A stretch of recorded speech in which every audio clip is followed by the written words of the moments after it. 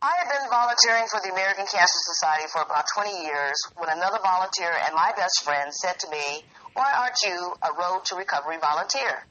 You have a car, time, and there's such a need for drivers." I thought about it. The last thing I needed was another volunteer responsibility. But then I thought again, why not?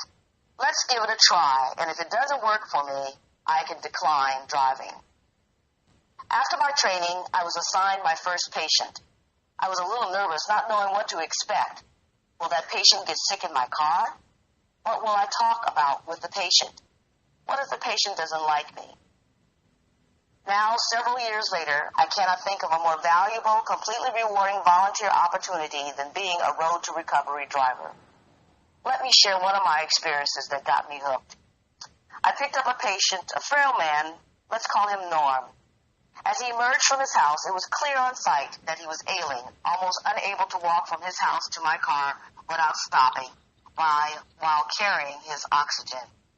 His wife accompanied him, helping him each step of the way. I assisted him into the front seat with his wife in the back. Norm was a jazz musician. He played the saxophone and had lung cancer. He never smoked, but played in many clubs where smoking was the norm. He'd been struggling to get to his treatments, even though he had a car.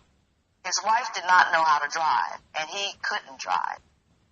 Even though there was a bus stop nearby, that would take too much time and too much energy to get to his treatments. As an ACS volunteer driver picking him up at his home, Norm said to me it was such a blessing. His wife and Norm expressed their gratefulness from the moment they initially were seated in the car to the moment they arrived back home.